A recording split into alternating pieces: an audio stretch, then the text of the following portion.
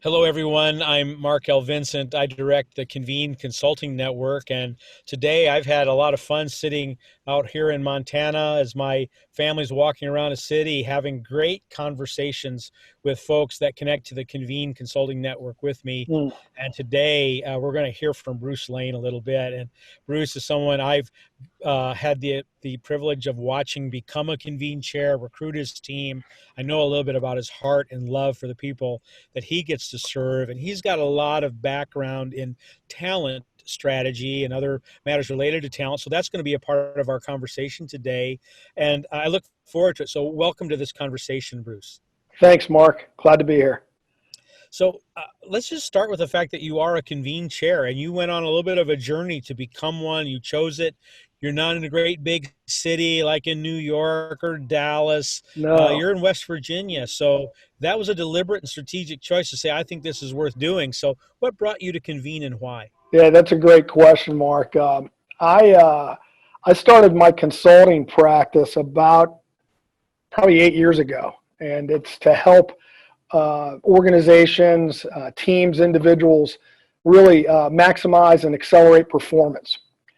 And as I was doing that, just lots of thoughts, lots of prayer, different things came into my mind, and like, what's the end game with that, right? What's the end game with what's the why of accelerating, maximizing performance? And um, God really just got a hold of me and said, I really think that the end game is maximizing kingdom impact.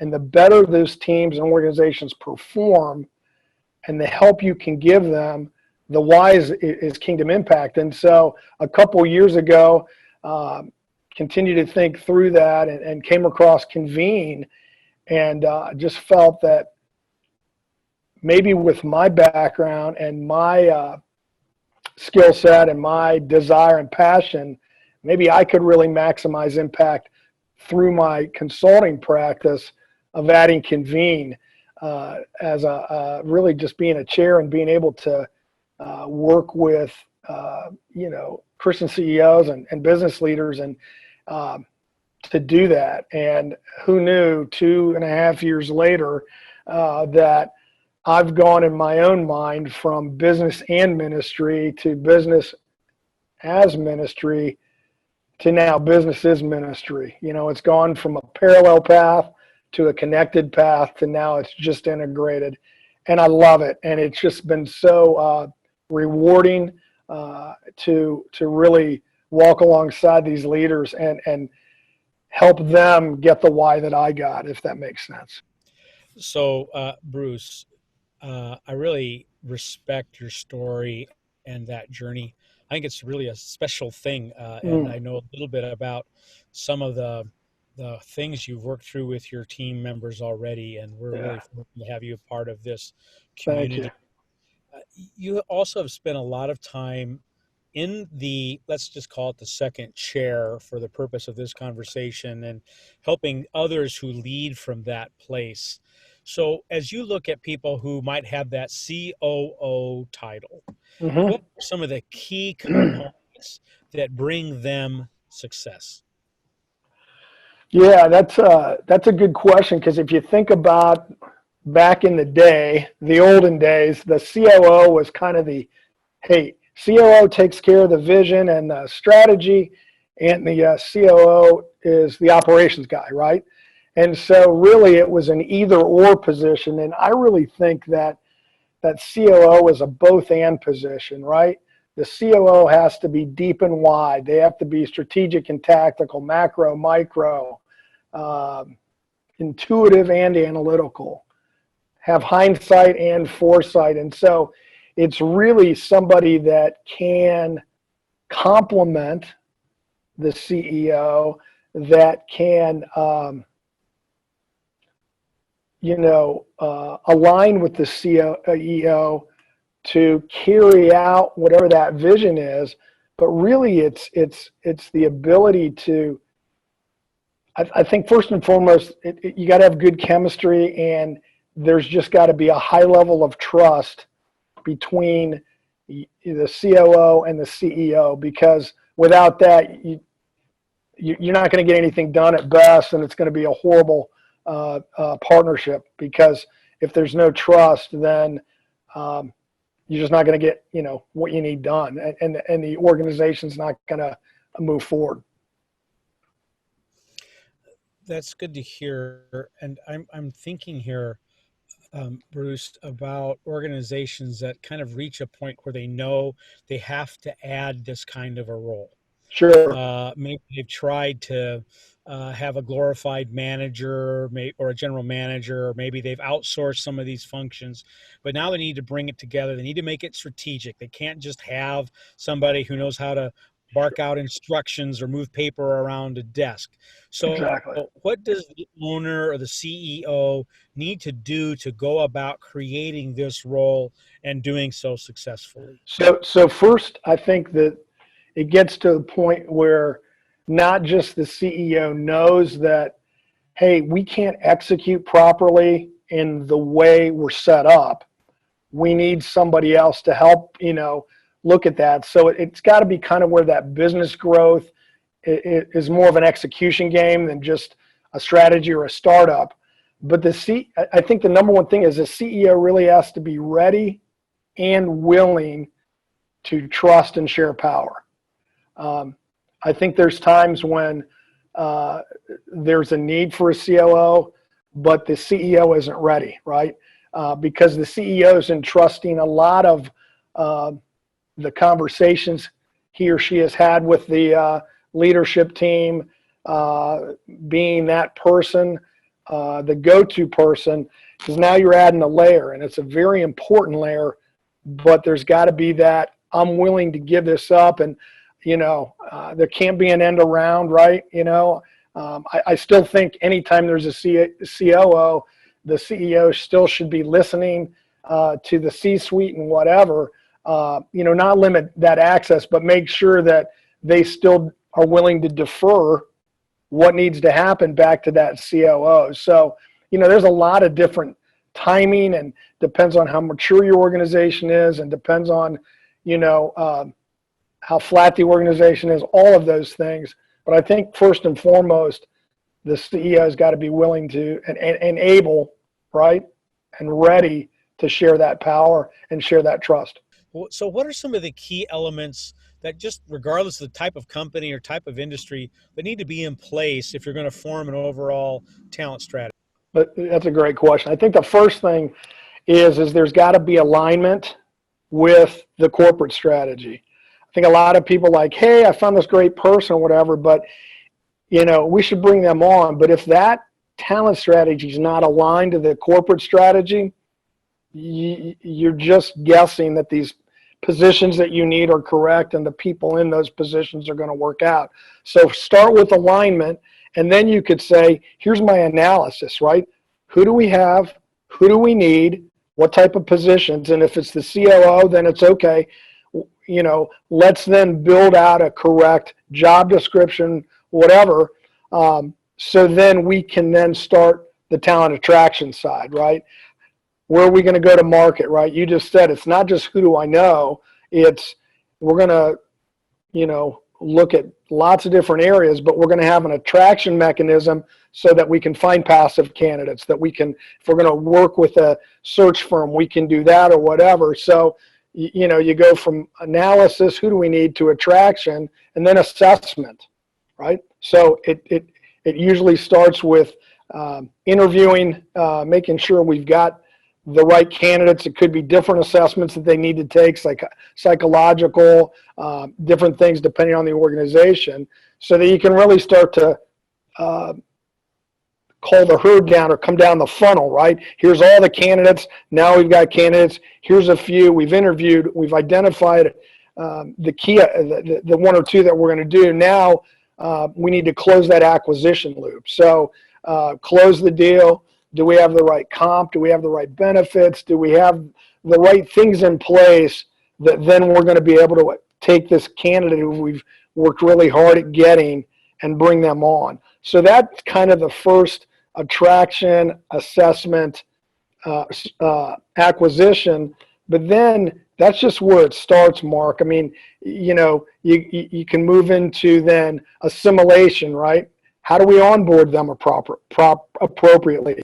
And onboarding a senior exec is just as important as onboarding properly a first level supervisor or a staff individual.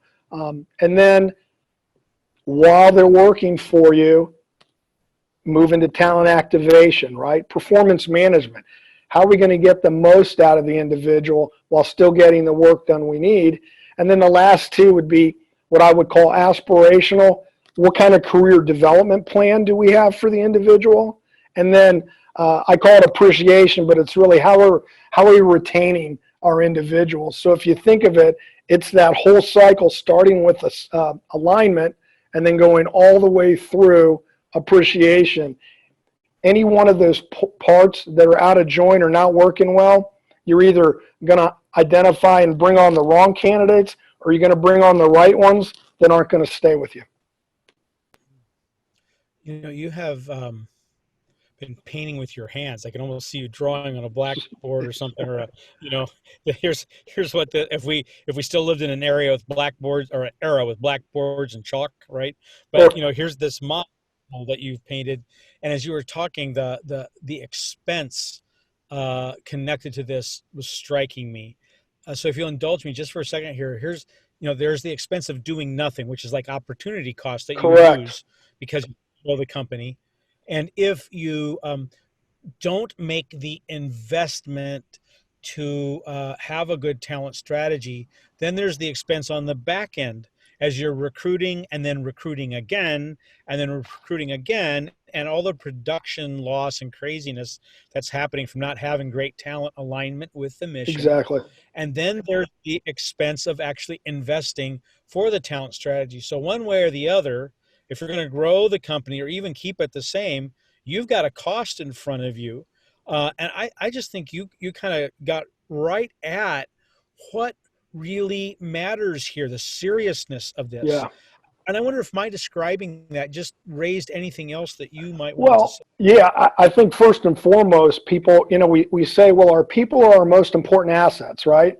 And if you think about it, unless you're a heavy manufacturing equipment or you've got a lot of plant property and equipment, your talent is the most expensive cost that most companies have. And really, they're the only ones who can do the work, right? I know we've heard, well, the robots are coming, all that. At some point, automation is going to keep doing, but the people we have, the knowledge workers, everybody, they're the ones who do the work. So having the right person in the right seat of a bus at the right time is so important. But when you leave positions open, right? It's not just there's a cost, but there might be a revenue thing. What revenue are we missing by not having these people, the right people in place?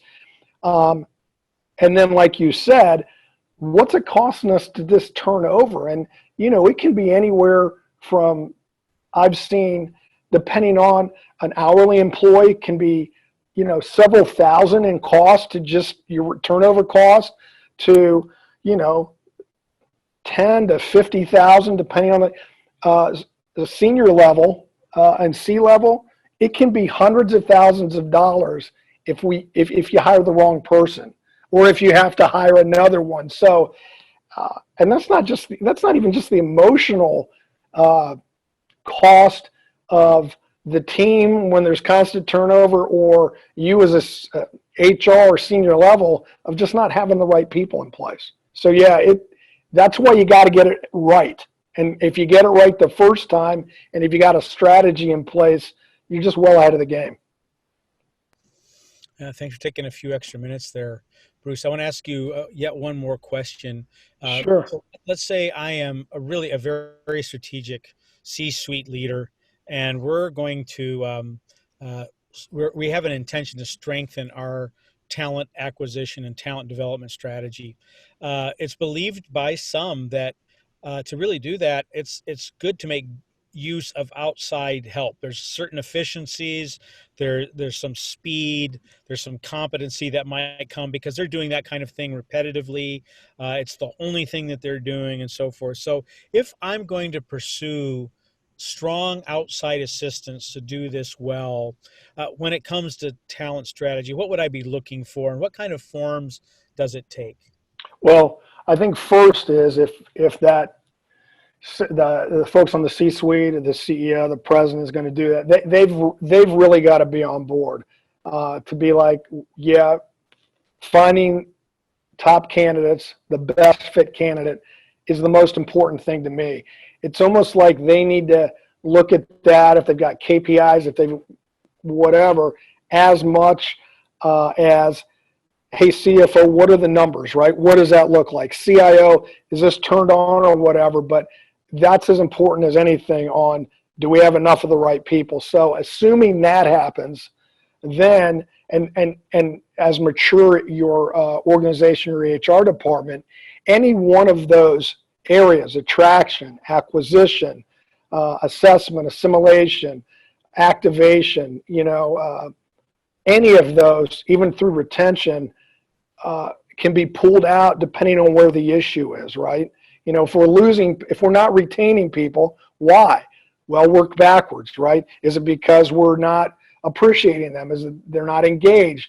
Do we not have the right development program in place? Are we not, all the way back to, are we not finding the right people? So anywhere on that continuum, I guess I'm talking with my hands because I see it as a circle, somebody can come in and help. There are consultants who can come in and help an organization set up the entire strategy and let them run with it.